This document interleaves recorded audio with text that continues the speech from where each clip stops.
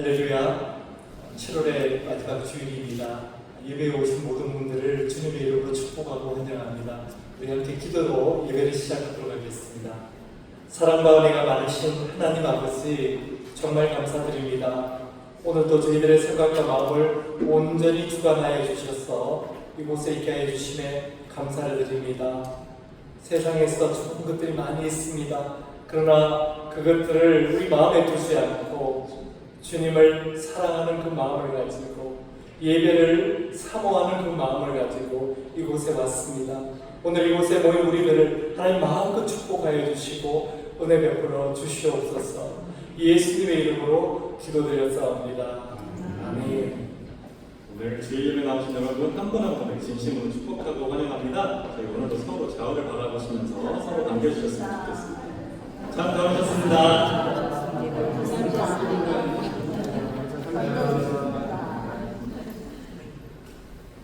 다 같이 일어서서 기쁜 마음으로 찬양드리겠습니다.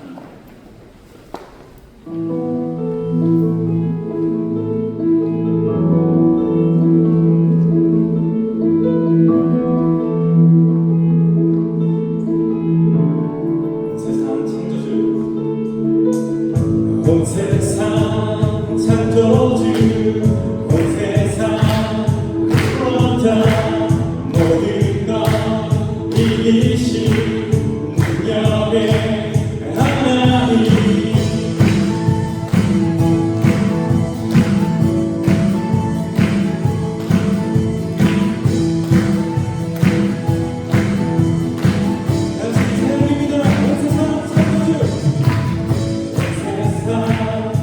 You're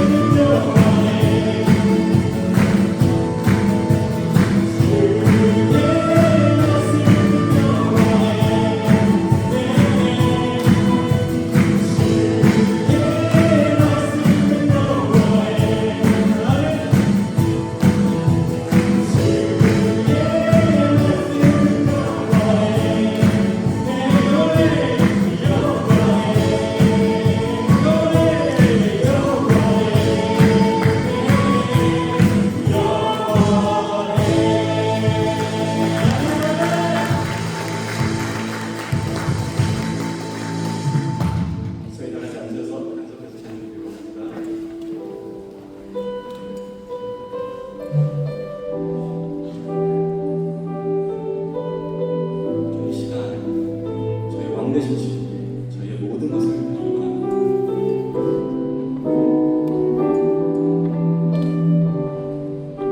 같이 찬양하겠습니다.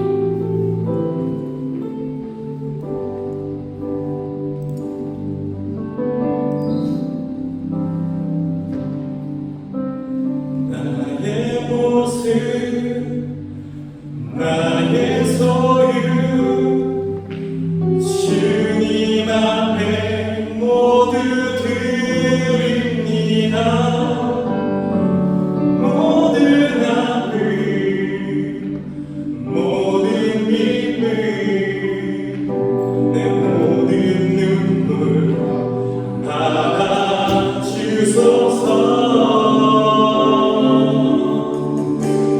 나의 생명을 드리니 주 영광 위에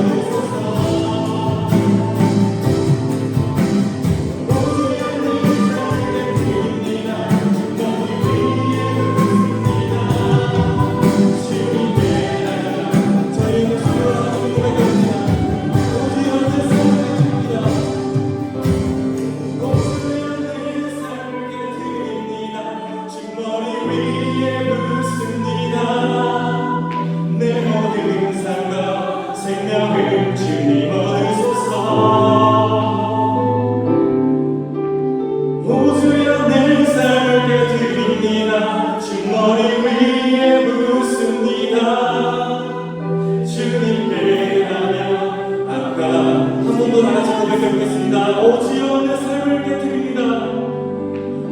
오 주여 내 삶을 깨뜨립니다. 주 머리 위에 부습니다. 내 모든 삶과 생명을 오 주여 내 삶을 깨뜨립니다. 오 주여 내 삶을 깨뜨립니다. 주 머리 위에 부습니다. 주님께 나는 아깝지 않습니다.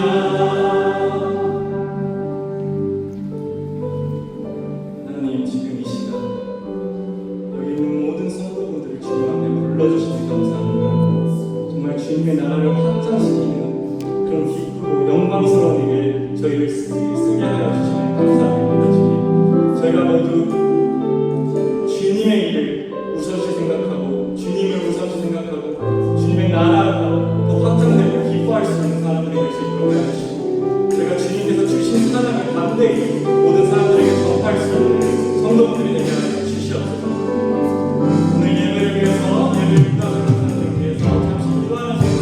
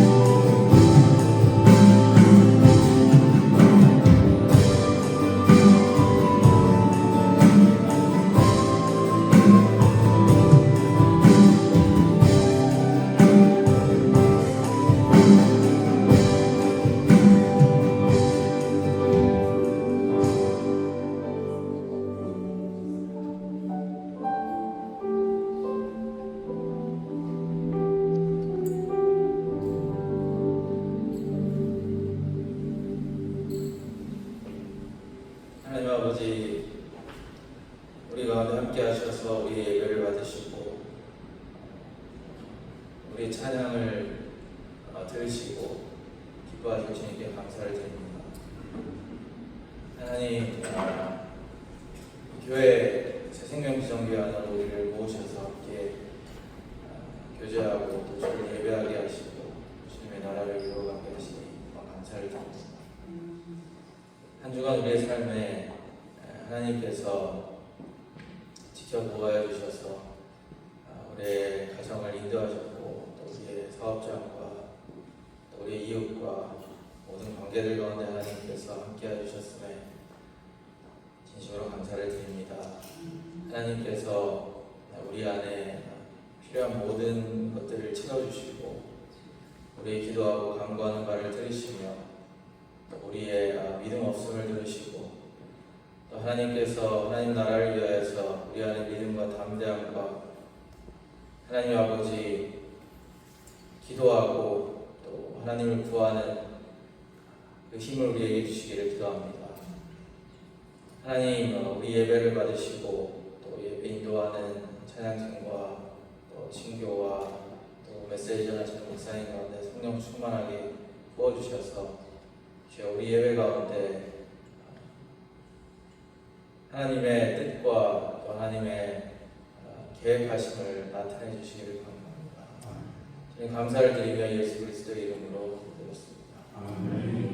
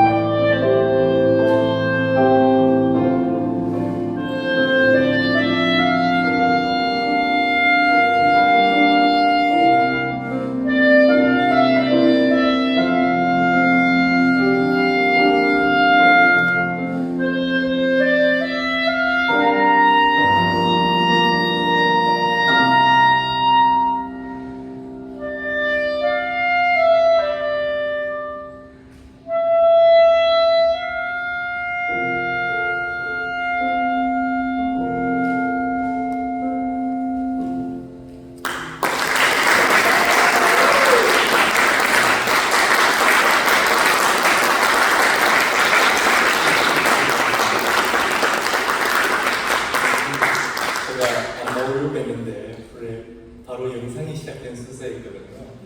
네, 우리 꼭 제가 축복을 해드려야 될 것 같아서 나왔습니다. 우리 오민영 자매님 클라리넷 연주 잘 들으셨죠?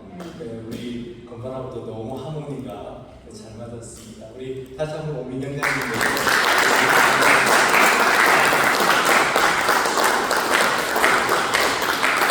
제가 왜 자리에 나오냐면서 광고 시간 전인데 우리 오민영 자매님이 몸박 위해서 다음 달에는 오스틴을 갑니다. 네. 우리 정확하게 둘째 주일에 가시나요? 네. 생각나실 때마다 기도해 주시기 바랍니다. 그곳에서 공부 잘 마치고 다시 달라스로 돌아와서 정말 하나님이 계획하신 곳에서 또 하나님이 주시는 은사를 가지고 일할 수 있도록 학업을 먼저 잘 마칠 수 있도록 기도해 주시기 바랍니다. 저희가 이번에 애쉬빌에 다녀왔습니다. 한번 영상을 함께 나누도록 하겠습니다.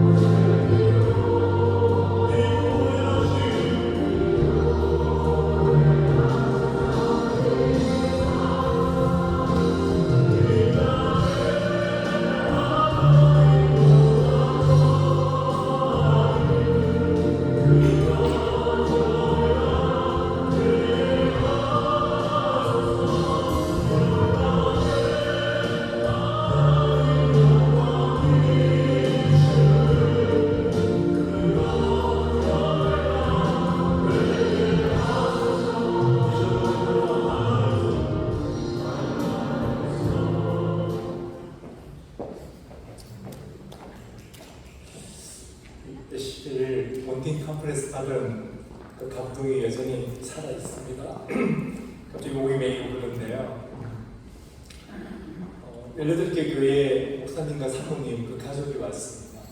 근데 애쉬빌이 그 노스캐롤라이나 가보신 분들은 아시겠지만 이렇게 달라스만큼 크지 않은 도시입니다. 근데 그곳까지요 18가정이 왔고 또 우리 준비위원으로 섬기시는 또 섬기는 목사님들이 계시는 가정들이 있는데 대부분이 다 차를 가지고 오셨어요. 멀리서 캐나다에서부터 저 동부에서 캘리포니아에서 이렇게 다 오시는데 대부분이 다 차를 가지고 오셨어요. 왜 그러셨을까요? 이 목사님들이 목회자들이 어린 가족들을 전체 사진 나오지 않습니까? 애들이 정말 많은데 애들을 다 데리고 휴가 가기가 힘든 거예요. 그래서 대부분 휴가를 못 빼는데 애들을 다 데리고 비행기를 타려니까 너무 비용이 많이 들어가는 겁니다. 그러니까 멀리서 다 대부분이 다 차를 가지고 오시는 겁니다. 네, 차를 가지고 오셨는데요. 애들이 너무 좋아하는 거예요. 애들이. 그러니까 마음껏 그 부모님과 휴가를 못 가보는데 애들한테도 휴가는 아닙니다. 계속 프로그램이 돌아요. 프로그램이 돌아오는데 휴가는 아닌데 저렇게 교회를 떠나서 살던 곳을 떠나서 저렇게 3박 4일 이렇게 지낸다는 거. 그리고 그 오는 여정이 있지 않습니까? 엄마 아빠가 차를 타고 오면서 오는 그 여정 때문에 애들이 너무 좋아하는 겁니다. 정말 많은 목사님들이 은혜를 받으셨고요. 저는 갈 때마다 은혜를 받습니다. 왜냐하면요, 너무 어려운 목사님들, 사모님들이 많으세요. 어려운 환경에서 목회하시는 목사님, 사모님들이 많으십니다. 그래서 조금이라도 힘이 되기 위해서 저 같은 사람도 이렇게 쓰임을 받게 되고요. 또 이 작은, 그래도 굉장히 많은 숫자가 18가정이 있지만 총 합치면 한 60명 정도 되는, 맞나요? 160명 정도 되는 애들까지. 여러분, 우리는 수지 요새 하나씩 지금 힘들잖아요. 하나는 힘들하잖아요. 목사님들은 2명도 명함도 못 내립니다. 보통 3명이에요. 사모님도 요만한 애들 아무것도 없고 막 그렇게 나오셨어요. 네. 그런데 그 많은 숫자를 섬기게 되는데요. 이 작은 모임이지만 강사는 너무 화려합니다. 우리 위성교 목사님, 또 송경일 목사님, 정성경 목사님, 이 친례교를 대표하는 목사님들이시거든요. 그런 목사님들이 다 오셔서 자원해서 섬겨주시는 그런 모임입니다. 그런 모임에서 은혜를 많이 받았고요. 우리 이번에 특별히 우리 송경일 목사님과 사모님이 특별히 많은 역할을 해주셨는데 우리 양 목사님, 사모님을 기억을 하시는 겁니다. 우리 교회 숨기고 계시다고 하니까 너무 좋아하시고요. 좋은 이야기 많이 해주셨습니다. 옛날에 같은 교회를 섬기셨어요. 기분이었어요. 그래서 저는 이 원팀 컨퍼런스라는 컨퍼런스가 이번에 1기, 2기 모임이 있고 리유니언 모임이 있고 이번에 3기 모임이 있습니다. 이 모임이 끊어지지 않고 계속 갔으면 좋겠다. 그런 것을 위해서 우리 교회도 좀 보탬이 되었으면 좋겠다는 그런 바람을 갖고 있습니다. 이어서 우리 교회 소식 나누도록 하겠습니다. 다음 주 8일 3일에는 주의 만찬이 있습니다. 그리고 우리 박수김 원장님이 지금 한국에 가셨어요. 우리 조현태 목자님과 새아이가 지금 한국에 있지 않습니까? 한국에서 좋은 시간 보내고 건강한 모습으로 돌아오실 수 있도록 우리 계속 기도해 주시기를 바랍니다. 이번 주 성경 통독은 이사야 56장 말씀까지입니다. 우리 다 함께 일어나셔서 찬양을 해드리고 오늘 우리 교회 주신 말씀 통독하도록 하겠습니다.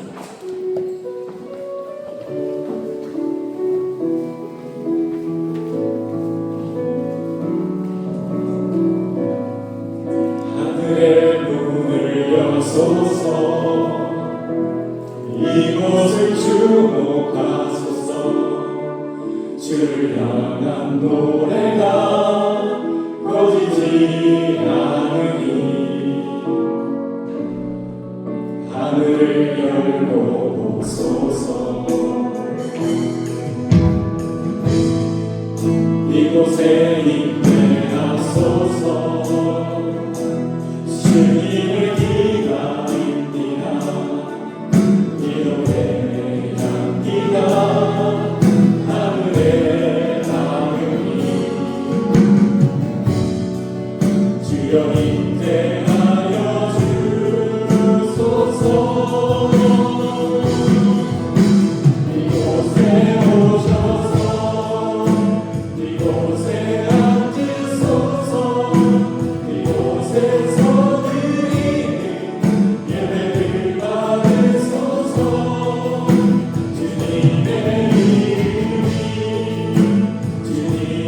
이름만이 오직 주의 이름만 이곳에 있습니다. 이곳에 오셔서 이곳에 앉으소서 이곳에서 드리는 예배를 받으소서 주님의 이름만이 오직 주의 이름만 이곳에 있습니다.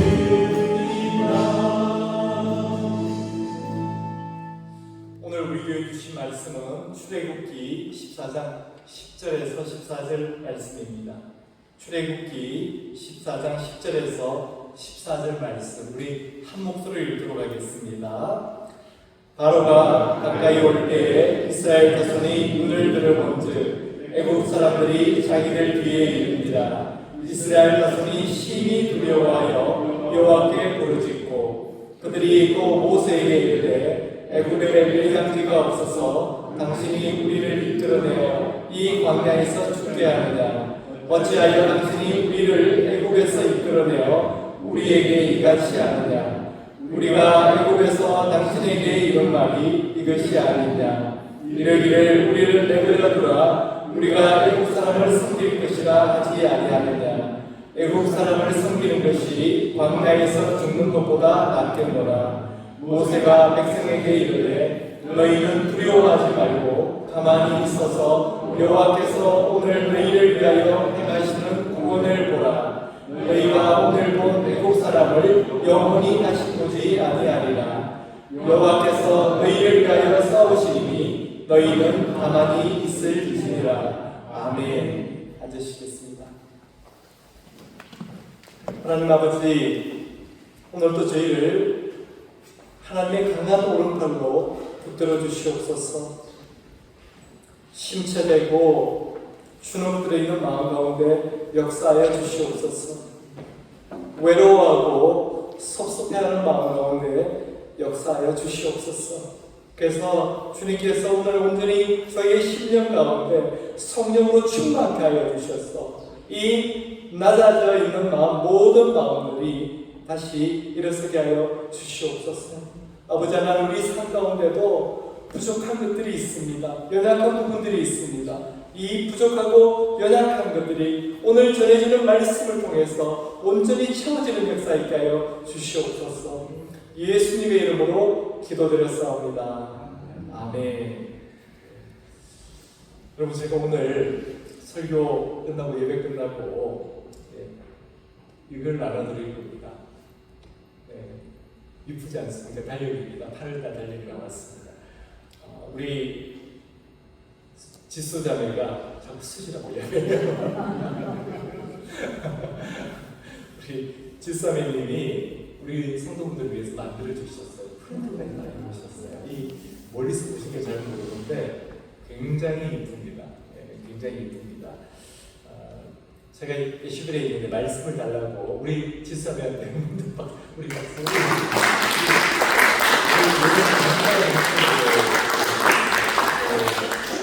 말씀을 한번 달라고 해서 제가 기도하다가 돌아와서 요한일서 5장 14절 말씀을 제가 전해줬거든요. 요한일서 5장 14절 말씀을 읽어드리도록 하겠습니다. 그를 향하여 우리가 가진 바 담대함이 이것이니 그의 뜻대로 무엇을 구하면 들으시리라. 우리가 주님이 원하시는 대로, 하나님이 원하시는 대로 기도하면 하나님은 꼭 들어주신다는 것입니다. 제가 처음 예수 믿을 때 이 말씀을 받았거든요. 예수 믿을 때 기도하면 하나님께서는 들어주십니다. 하나님의 뜻 가운데 기도하면 들어주십니다. 여러분, 기도하시기 바랍니다. 하루 한날 이 말씀 붙들고 기도하시기 바랍니다. 근데 오늘 제목이 위기에서 축복이었는데요. 정말 지금 위기를 맞았습니다. 여러분, 주보 자세히 보신 분 계십니까? 네. 이 성경 공독이 누가복음 말씀인데요. 제가 오늘 전하고 싶은 말씀은 출애굽기 말씀이고, 제목도 우리 주보에는 실패해서 성숙함을 배우다입니다. 이게 제가 이번에 시베리에 가서 전했던 말씀이거든요. 네. 근데 이것을 제가 이제 컨퍼런스가 끝나가면 하나님께서 마음을 새롭게 주시는 거예요. 이 말씀 말고 우리 성도분들한테 필요한 것은 바로 위기에서 축복을 하는 이 말씀이다 하는 말씀 확신을 주셨는데 정말 지금 위기 상황입니다. 여러분, 저를 위해서 기도해 주시기 바랍니다. 오늘은 에베소서 강의를 대신했어요. 우리 함께 출애굽기 말씀을 나누도록 하겠습니다. 우리가 사전에서 위기라는 단어를 찾아보면 사전에 어떻게 나와 있냐면요, 위험한 고비나 시기 이렇게 나와 있습니다. 위험한 고비나 시기, 크라이시스라고 해요. 크라이시스. 그래서 위기를 만나기를 좋아하는 사람은 한 사람도 없습니다. 오히려 그런 일은 우리 인생 가운데 일어나지 않았으면 이렇게 말하게 됩니다. 근데 현실은 어떻습니까? 그런 위기가 우리한테 찾아옵니까? 찾아오지 않습니까? 찾아옵니다. 그것도요, 예고도 없이 찾아옵니다. 그것도 우리가 우리 힘으로는 감당할 수 없는 그런 큰 위기, 정말 말 그대로 큰 위기가 찾아오게 됩니다. 올해, 아니 이번 달이네 아직 7월이니까 7월 첫 주에 그런 일이, 슬프지만 그런 일이 있었지 않습니까? 우리 텍사스 힐 카운티에 갑자기 폭우가 내려서 그 강으로 밀려 내려오면서 정말 많은 사람들이 희생이 되지 않습니까? 그리고 정말 많은 집들, 많은 건물들이 피해를 입었습니다. 근데 아무도 예측을 못했다는 것입니다. 왜 그렇습니까? 언론에서 뭐 1000년 만에, 500년 만에 일하는데 정말 수백 년 만에 처음 이렇게 비가 많이 내렸거든요. 그래서 아무도 예측을 못한 겁니다. 그렇게 많이 오리라고. 당시 그 자리에 있었던 사람들이 겪었을 그 공포와 두려움을 한번 생각해 보시기 바랍니다. 그런 위기를 당하게 되면요, 사람들은 극심한 공포나 공황 상태에 빠지게 됩니다. 조금 전에 우리가 읽은 이 10절 말씀을 보니까 바로가 가까이 올 때에 이스라엘 조선이 눈을 들어본 적, 바로 그때 그런 공포를 느꼈다는 것이죠. 눈을 들어서 뒤를 보니까 공포가 확 밀려옵니다. 왜 그렇습니까? 애국 사람들이 자기들 뒤에 이른지라 자기들 쫓아온 겁니다. 잡으려고, 죽이려고. 이스라엘 자손이 심히 두려워하여 여호와께 부르짖고. 여러분, 이때 이스라엘 자손들이 느꼈을 그 공포를 한번 생각해 보시기 바랍니다. 그래서 하나님께 간절하게 부르짖었다는 것입니다. 앞에는 홍해바다가 있고 뒤에는 자기들을 죽이려는 애국 군대가 쫓아오고 있습니다. 완전히 중간에서 샌드위치가 되었습니다. 어떻게 할 방법이 없는 겁니다. 그래서 이들은 지금 심히 두려워하고 있습니다. 영어 성경은 They were terrified 라는 문장을 사용해서 이스라엘 백성이 완전히 공포에 사로잡혔다고 그렇게 표현을 하고 있습니다. 이처럼 우리가 큰 위기에 빠졌을 때 어떻게 하면 이 위기를 극복할 수 있는지를 오늘 말씀을 통해서 함께 나눠보도록 하겠습니다. 첫 번째, 우리에게 위기가 찾아왔을 때 위기는 축복의 기회임을 믿어야 합니다. 우리가 위기가 닥쳤을 때 이 위기는 우리에게 축복이다, 이렇게 믿어야 된다는 것입니다. 근데 우리가 위기에 대해서 사람들이 오해하는 것이 하나 있는데 그 위기는 우연히 생기는 것이라는 것입니다. 절대로 그렇게 생각하지 않습니다. 그러나 왜 그렇습니까? 절대로 그렇게 생각하지 않습니다. 왜냐하면요, 우리 예수 믿는 우리에게는요, 우연은 없기 때문에 그렇습니다. 다 하나님의 뜻 안에서 우리의 인생은 움직여가기 때문에 그렇습니다. 물론 우리가 어떤 잘못을 범하거나 실수를 해서 그 결과로 위기를 맞기도 합니다. 하지만 우리가 정말 하나님을 사랑하고 하나님의 뜻대로 살려고 하는데도 위기가 닥칠 수 있다는 것입니다. 그렇다면 그 위기는 하나님께서 어떤 목적을 가지고 우리에게 허락하신 위기라는 것입니다. 출애굽기를 보면 애굽의 모든 장자와 처음 태어난 것들이 죽는 10번째 재앙이 일어났을 때 이 바로왕이, 애굽의 바로왕이 비로소 이스라엘 백성들을 풀어줍니다. 그래 떠나라 이렇게 풀어줍니다. 사실은 어쩔 수 없이 그렇게 풀어준 거죠. 그런데 출애굽을 하자마자 그 시작 단계부터 이스라엘 백성들은 전혀 예상하지 못한 위기를 맞게 됩니다. 애굽을 땅 출발해서 사실 약속의 땅 가나안까지 가는 데는요, 이미 빠른 길이 있었습니다. 우리 이미지 한번 띄워주실까요? 저 위에 보면 위쪽에 해안길이 있습니다. 블레셋 가는 해안길이 있거든요. 지중해 연안을 따라서, 위에가 지중해입니다. 지중해 연안을 따라서 해안길이 이미 있었습니다. 근데 하나님께서는 그 길로 가지 않게 하시고요, 방향을 남쪽으로, 밑으로 돌려서 홍해를 건너게 하시고 40년 광야 생활을 하게 하신 다음에 약속의 땅 가나안 땅으로 들여보내셨습니다. 하나님께서 이렇게 빠른 길을 놔두고 왜 다른 길로 가게 하셨을까요? 성경은 그 이유를 분명히 말씀하고 있습니다. 출애굽기 13장 17절, 18절을 제가 읽어드리도록 하겠습니다. 바로는 마침내 이스라엘 백성을 내보냈다. 그러나 그들이 블레셋 사람의 땅을 거쳐서 가는 것이 가장 가까운데도, 보셨죠? 그 지중해를 따라서 가는 길이 가장 가까운데도 하나님은 백성을 그 길로 인도하지 않으셨다. 그것은 하나님이 이 백성이 전쟁을 하게 되면 마음을 바꾸어서 이집트로 되돌아가지라 않을까 하고 염려하셨기 때문이다. 그래서 하나님은 이 백성을 홍해로 가는 광야길로 돌아가게 하셨다. 이스라엘 자손은 대열을 지어 이집트 땅에서 올라갔다. 지름길로 가지 않게 하신 이유가 뭡니까? 이미 그 길에는 애국 군대가 있었기 때문에 그렇습니다. 그래서 가까운 길로 가게 되면요, 애국과 다시 한번 전쟁을 치러야 하는 문제가 있었기 때문에 그렇습니다. 그런데 이스라엘 백성들은 400년 동안 노예 생활을 하다가 나온 사람들이지 않습니까? 전쟁할 준비가 전혀 되어 있지 않았습니다.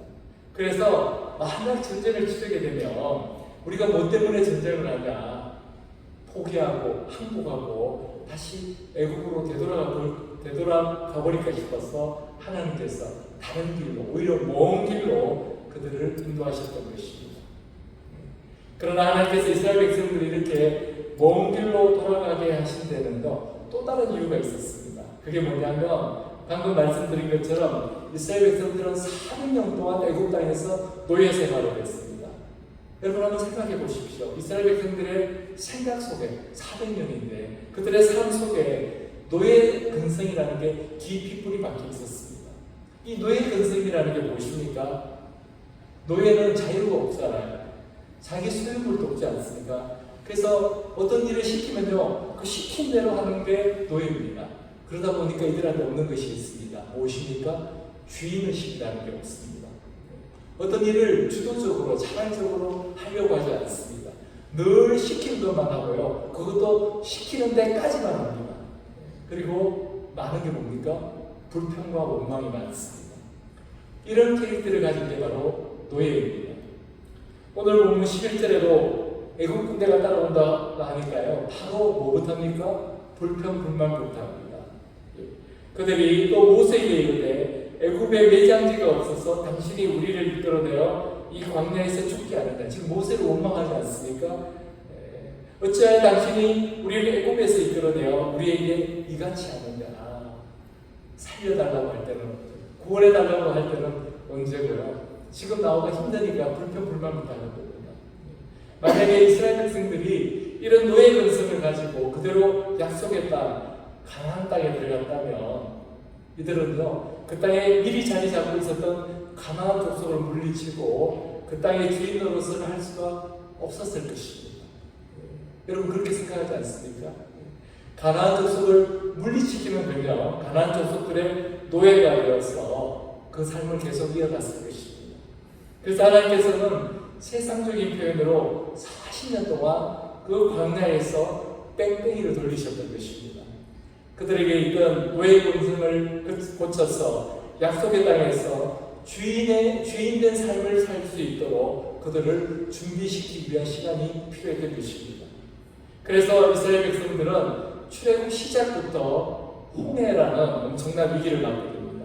여기에는 하나님의 깊은 뜻이 있었습니다. 그래서 14장 14절에 이렇게 말씀합니다. 내가 바로의 마음을 완악하게 한즉, 하나님이 말씀하시는 겁니다. 내가 바로의 마음을 완악하게 한즉 바로가 그들의 뒤를 따르리니 내가 그와 그의 온 군대로 말미암아 영광을 얻어. 이거 무슨 뜻입니까? 하나님께서 애굽의 군대로 말미암아서 영광을 얻은 것은 그 애굽의 모든 군대가 홍해에 수상된 사건을 이야기합니다. 물에 빠져 죽은 사건을 이야기하는 것입니다. 애국 사람들이 나를 여호와인 줄 알게 하리라 하시되 우리가 그대로 행하니라. 결론은 무엇입니까? 이 모든 위기는 하나님이 만드셨다는 것입니다. 그리고 이 위기를 하나님이 친히 해결해 주시겠다는 것입니다. 그래서 하나님이 영광을 받으시겠다는 것입니다. 어떤 분들은 이 말씀을 듣고 이런 오해를 합니다. 아니 하나님 병 주고 약 주는 겁니까? 왜 죄 없는 인간들을 절체절명의 위기에 몰아넣으시고는요 그 위기에서 구원해 주셨다고 그것도 스스로 영광 받으신다고 하시는 겁니까? 만약에 여러분 사람이 이런 짓을 했다면 정말 그 사람은 나쁜 사람입니다. 그러나 하나님은 어떤 분이십니까? 우리 인간을 창조하신 분입니다. 우리 인생의 주권자 되는 분이십니다. 이런 상황을 통해서 우리 하나님께서 원하시는 것이 있다는 것입니다. 그것은 바로 피조물인 우리 인생들에게 하나님의 하나님이 되심을 깨닫게 하시려는 것입니다. 우리 입으로는 하나님이 살아계십니다 이렇게 말하면서 사실 우리는 하나님이 안 계신 것처럼 살아갈 때가 얼마나 많습니까? 또 우리 입으로는 하나님이 내 인생의 주인 되십니다 이렇게 고백하면서 내 인생의 주인이 나인 것처럼 살아갈 때가 또 얼마나 많습니까? 우리 하나님께서 그런 우리의 모습을 보시고 너무 안타까우셨던 것입니다. 그래서 위기가 크면 클수록 하나님의 하나님 되신 하나님이 우리 인생 가운데 베풀어 주신 크신 은혜 하나님의 영광이 더 크게 드러나게 되는 것입니다. 하나님은 이 홍해가 갈라진 사건을 통해서 하나님의 크신 영광을 드러내시길 원하셨던 것입니다.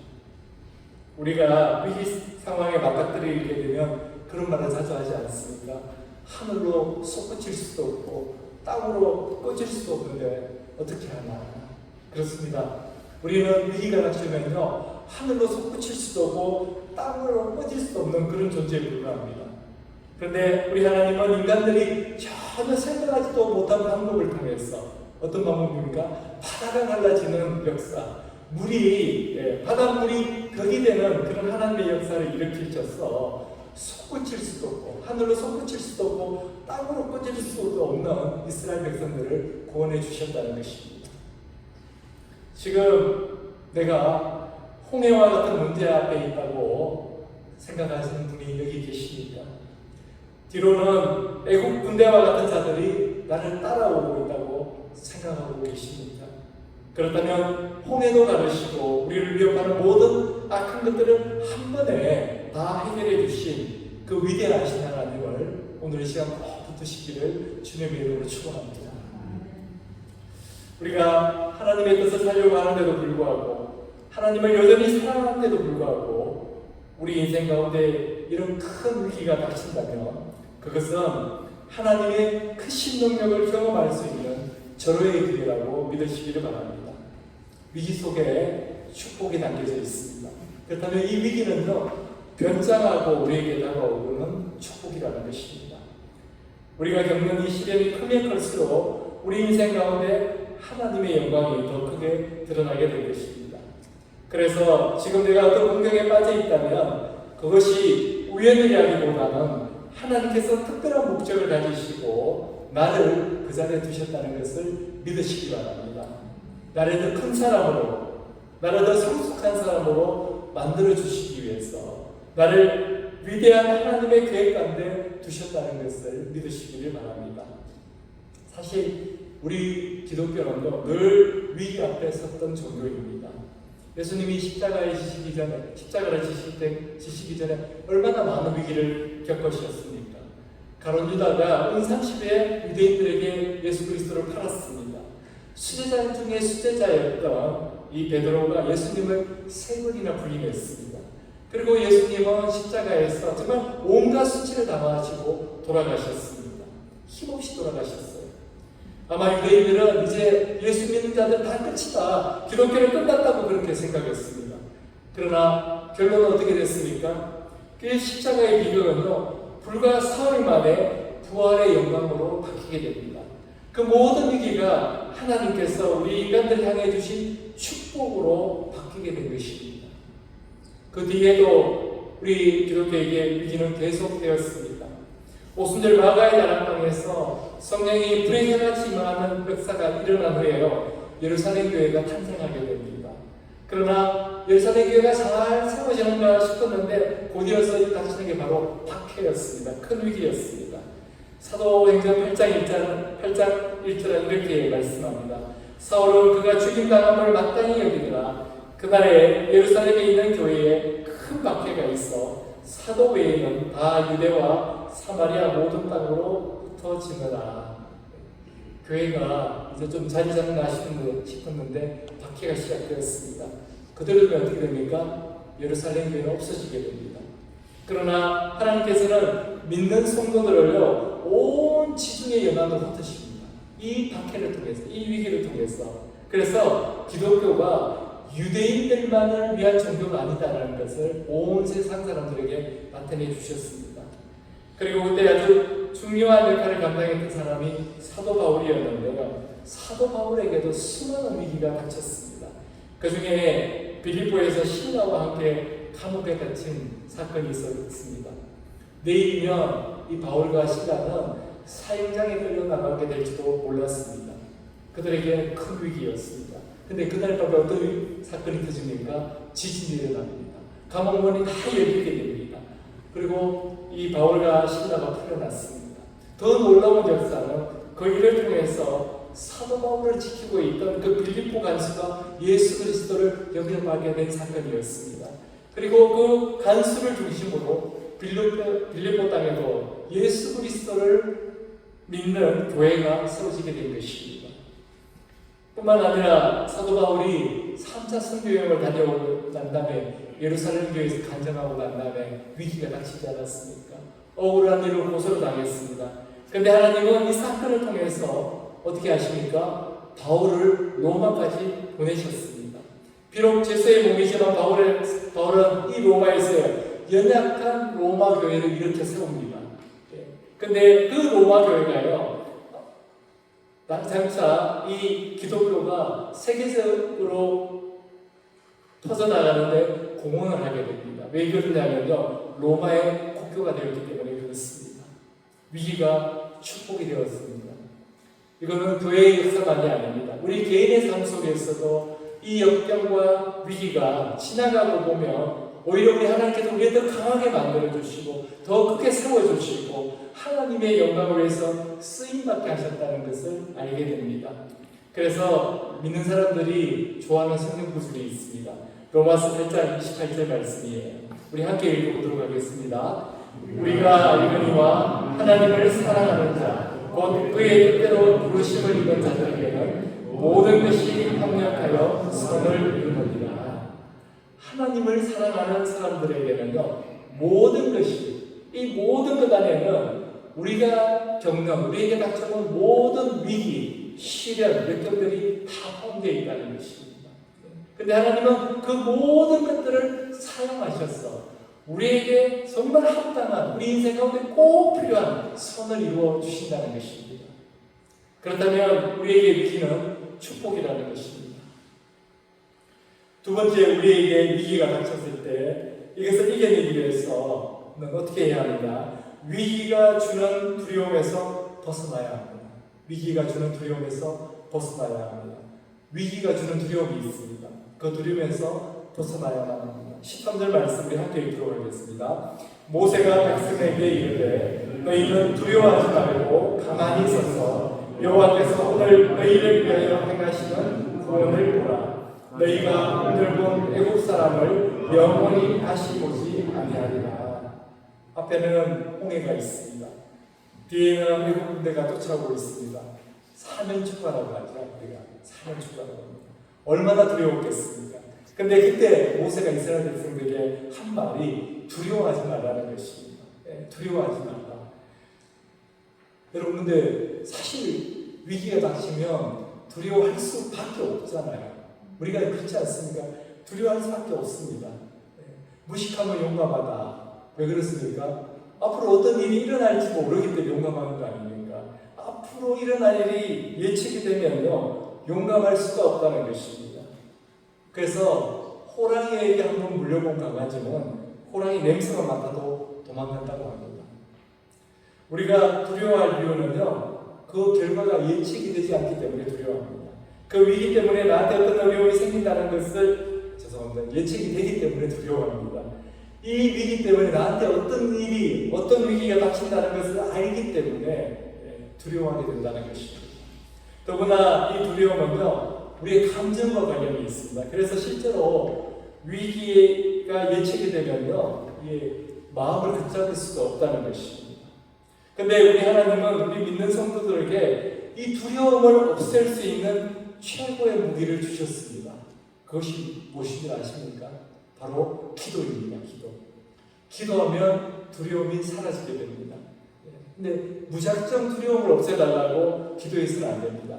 우리가 두려움에 사로잡혔을 때 하나님께 이 두려움을 없애주세요 이렇게 기도하기보다는요, 오히려 감사의 기도를 드리게 되면 두려움은 떠나가게 된다는 것입니다.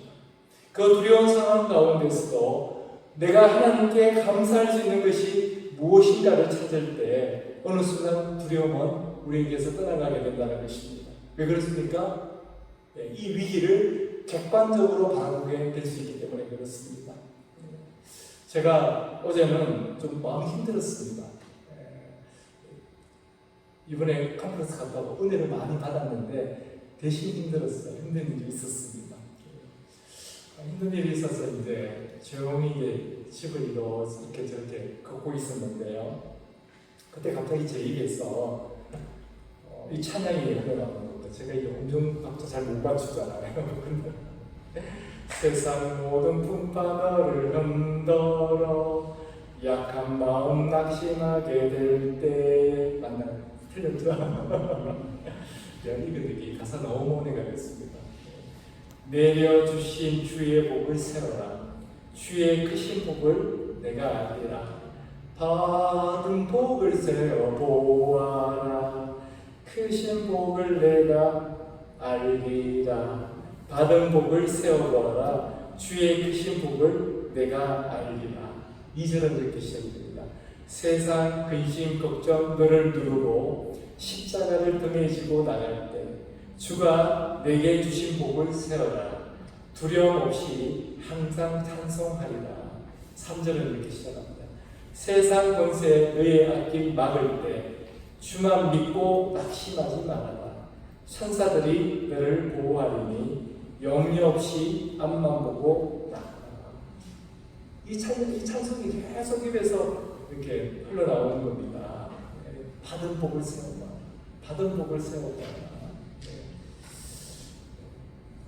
이게 받은 복을 찾아봤어요, 제가. 그러니까 하나님께서 저에게 또 우리 교회 주신 복이 너무 많은 겁니다. 아니, 그런 복을 받을 자격이 안 되는데 너무 많은 복을 주신 겁니다. 그러면서 감사가 끊임없이 흘러나오는 겁니다. 여러분, 우리가 두려움이 몰려왔을 때, 공포가 몰려왔을 때 두려워하지 마시기 바랍니다. 그리고 감사 기도를 한번 드려보시기 바랍니다. 받은 복을 한번 세워보시기 바랍니다. 그냥 기도가 아니라 정말 감사의 기도를 온전히 드려보시기 바랍니다. 그럴 때 우리를 휩싸고 있는 두려움은 떠나가게 됩니다. 우리 빌립보서 4장 6절 7절 말씀 우리 한 목소리로 같이 읽어보도록 하겠습니다. 아무것도 염려하지 말고 모든 일을 오직 기도와 간구로 하고 여러분이 바라는 것을 감사하는 마음으로 하나님께 아뢰십시오. 그리하면 사람의 헤아림을 뛰어넘는 하나님의 평화가 여러분의 마음과 생각을 그리스도 예수 안에서 지켜줄 것입니다. 우리는 염려할 수밖에 없고 두려워할 수밖에 없는데 감사하는 마음으로 하나님께 아뢰면 감사 기도를 드리게 되면요, 하나님께서는 우리의 마음과 생각을 흔들리지 않게 지켜주신다는 것입니다. 두려움에 빠지지 않도록 지켜주신다는 것입니다. 두려움을 이길 수 있는 가장 강력한 무기는 감사 기도라고 우리 성경은 말씀하고 있습니다. 그래서 하나님께서 우리에게 자유의지를 주셨잖아요. 의지적으로 감사해야 된다는 것입니다. 의지적으로 하나님께 감사를 드려야 된다는 것입니다. 그때 두려움은 떠나가게 됩니다. 반대로 우리가 위기 상황 가운데 빠졌을 때 두려워하거나 패닉에 빠지면요, 마귀가 손뼉을 치면서 좋아한다는 것입니다. 마귀가 가장 좋아하고 마귀가 바라는 것이 그렇기 때문에 그렇습니다. 우리가 위기 앞에서 염려하고 근심하고 부들부들 떨고 정신 똑바로 차리지 못하고 다른 생각하지 못하고 그냥 주저앉아 있으면요, 마귀가 가장 기뻐합니다. 근데 우리는 이제 그럴 필요가 없습니다. 왜냐하면 모든 위기 속에 하나님의 축복이 담겨져 있다는 것을 알게 되기 때문입니다. 어떤 위기 상황에서도 감사로 두려움을 물리치는 저와 여러분이 되시기를 주님의 이름으로 축원합니다. 네. 세 번째는 우리에게 위기가 닥쳤을 때 이것을 이겨내기 위해서 꼭 기억해야 될 것은요, 그 자리를 지키면서 하나님이 하실 일을 기대하는 것입니다. 하나님께 기대를 갖는 것입니다. 13절, 14절 말씀 우리 다시 한번 같이 읽어보도록 하겠습니다. 너희는 두려워하지 말고 가만히 있어서 여호와께서 오늘 너희를 위하여 행하시는 구원을 보라. 너희가 오늘 본 애국 사람을 영원히 다시 잊지 아니하리라. 여호와께서 너희를 위하여 싸우시리니 너희는 가만히 있을지니라. 이 큰 위기 앞에 빠진 이스라엘 백성들을 향해서 지금 모세가 가만히 있으라고 합니다. 앞에는 두려워하지 말라고 했는데 세 번째는요, 모세가 이스라엘 백성들한테 가만히 있으라, stand still, stand firm 이렇게 이야기합니다. 지금 우리 앞에 있는 이 위태로운 상황, 이 위기를 두려워하지 말고 피하지 말고 그 자리에 그대로 서 있으라는 것입니다. 이 말씀은 인간이 할 수 있는 모든 수단과 방법을 내려놓고 하나님만 의지하면서 그냥 그 자리를 지키라는 것입니다. 왜냐하면 어떤 위기가 닥쳐질 때 인간은 본능적으로 가만히 있으려고 하지 않기 때문입니다. 내 힘으로 뭔가를 해보려고 한다는 것입니다. 그래서 믿음은 가만히 있는 데서부터 출발한다는 것입니다. 모세가 왜 가만히 서 있으라고 했느냐면요, 그 위기는 결국은 지나가게 될 뿐입니다. 하나님은 오히려 그 위기를 통해서 우리에게 복을 주시기 때문에 그렇습니다.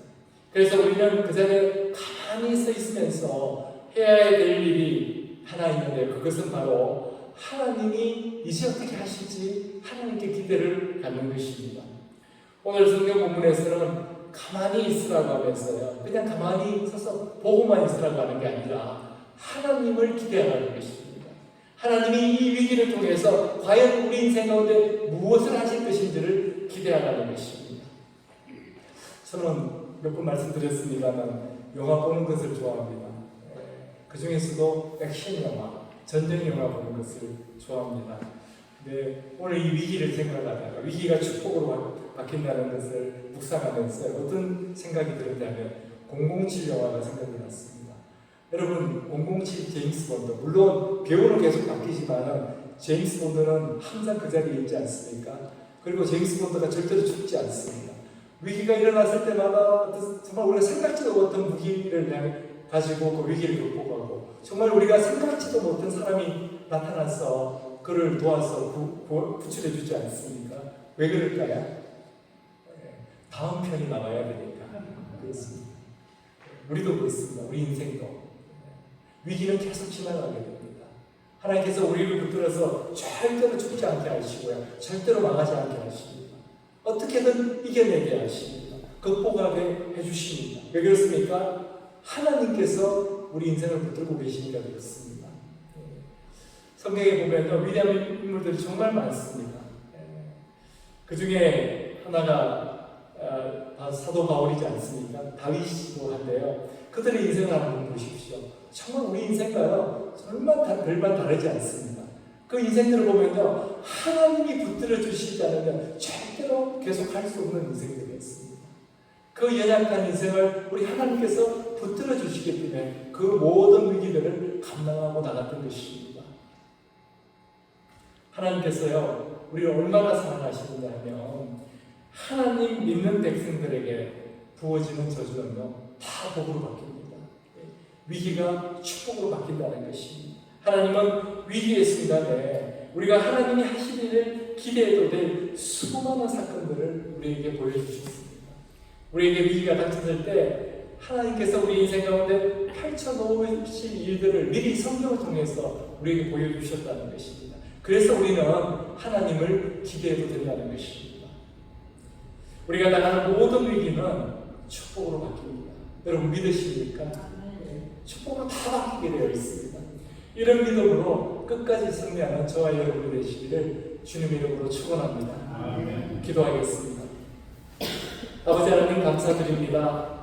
오늘도 이렇게 부족한 종을 위기에서 구해주셔서 감사드립니다. 하나님 아버지, 정말 우리 모든 성도들이 겪게 되는 그 위기 가운데 정말 하나님 놀라운 축복으로 바뀌게 되는 그 역사를 볼 수 있는 하나님 그 은혜를 부어 주시옵소서. 하나님 위기를 만났을 때 하나님이 하시는 일을 기대하는 자들이 되게 하여 주시옵소서.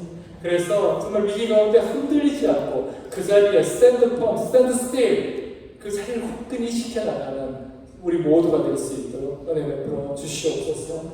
예수님의 이름으로 기도드렸사옵니다. 아멘. 우리 오늘 주신 말씀 생각하면서 이 찬양 함께 올려드리기 원합니다.